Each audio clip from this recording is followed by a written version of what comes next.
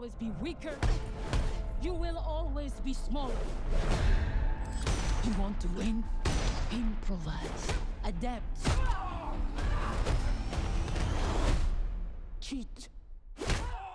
Hello everyone and welcome back to another Movie Nights movie review. Let's talk about Ballerina. From the world of John Wick. This film was directed by Len Wiseman of Underworld fame, and it takes place, of course, within the world of John Wick, which the marketing really wants you to know. It stars Ana de Armas in the lead role of Eve, and Keanu Reeves, of course, returns as John Wick, which was all over the trailers. Don't get mad and say I spoiled something. I've been generally excited about this film. I obviously love John Wick. I love Ana de Armas. I figured, hey, this is going to be awesome, especially when they announced that it would take place between John Wick 3 and 4, involving the Ruska Roma ballerinas that we met in John Wick 3.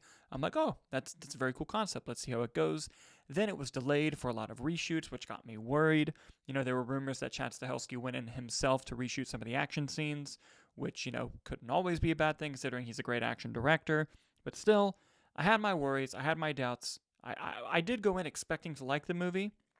I did not expect, however, to love this movie, which I do. Holy shit, it rules. I have a lot of positive things to say about the movie, but quickly I'm going to get the negatives out of the way first. The plot of the movie is a bit thin, but the story isn't, which I'll get into later. The opening sequence of the movie is actually the weakest part of the movie for me. When it started, I kind of thought to myself, oh no, are we in trouble? But then after the opening, it picked up and was amazing from there on out. The opening scene provides a lot of necessary exposition and context for the plot and story of what's going on, but I think just the way they did it was a bit generic, a bit cliche, but, they have to do it nonetheless. Another negative I have is that some of the dialogue in the film is also kind of very basic and generic, and that was also a problem of some of the other John Wick movies, but when you have Keanu Reeves delivering the lines, it almost just works better in a way, like it's almost this magic that you get with him. And the movie has so much action in it that at some points, the pacing of the distance between the action scenes can seem like a little bit exhausting, but not to the point where I was overtly tired watching the movie or anything like that. It is a lot. And let's just go right into the positives from that. The action. Holy fuck. It's incredible. The choreography is insane.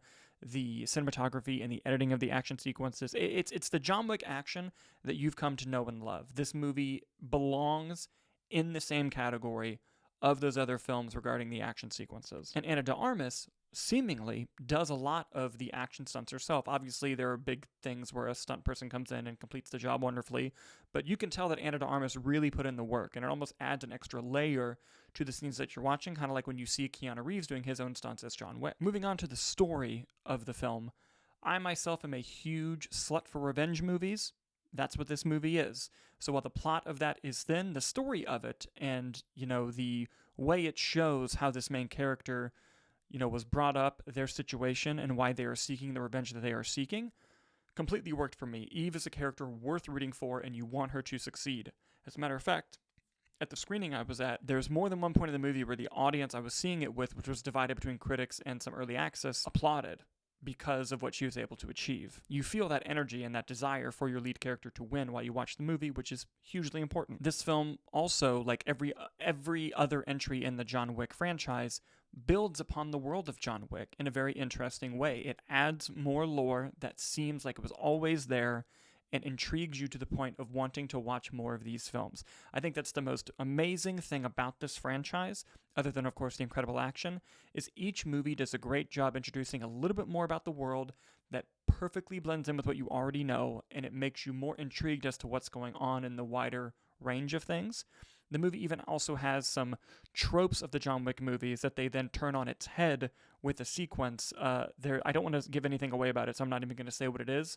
But there's a sequence in the movie where every John Wick movie has this sequence, and then halfway through it gets interrupted by something, and it's an incredible action scene. And then, of course, there's the John Wick of it all, who I think is utilized in the movie perfectly. I think you get the perfect amount of John Wick in the movie.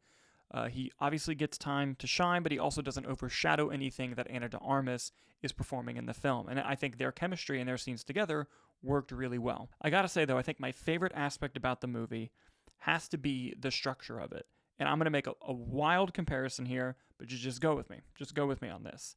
The film reminded me a lot, in terms of its structure, as the first Sam Raimi, Tobey Maguire Spider-Man movie. And what I mean by that is The plot of that movie doesn't really kick in until the beginning of the second act, because it spends the entire first act just building up these characters, giving you an origin of Spider-Man, an origin of Green Goblin, kind of cementing their relationship in the world that they're creating, and then the plot comes in the second act and drives it all the way home. This film is very similar to that, and it builds the character of Eve. You kind of get her whole, build up through this organization. You get to go on this quick journey with her and fully plant her in this world before you go on what's her personal main mission in the film through Act 2 and 3, which I thought was really smart.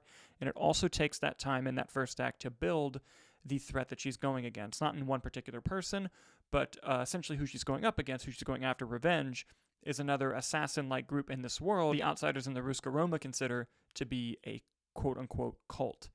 And it builds both of those things in the first act, and then when those worlds collide again, you get kicked off into the main story of the film, which I thought worked exceptionally well. Once again, I love this fucking movie. I'm going to watch it multiple times in theaters. I expected to like it, don't get me wrong, but I was blown away by just how much time and effort they put into making sure that this movie was great. Which, when you hear reshoots, you think, oh, they're trying to salvage something, something's not working.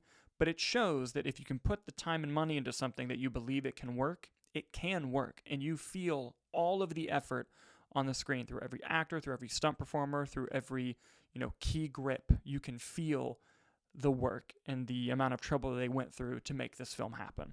Also, just want to shout out an action scene in particular. There is one sequence where the only weapon that Eve has is grenades. I don't think I need to explain what happens after that. So yeah, guys, I had an incredible time watching Ballerina, but the important question is, when you see it, what did you think? Please let me know in the comments down below. And as always, thank you so much for watching, and we'll see you on the next review.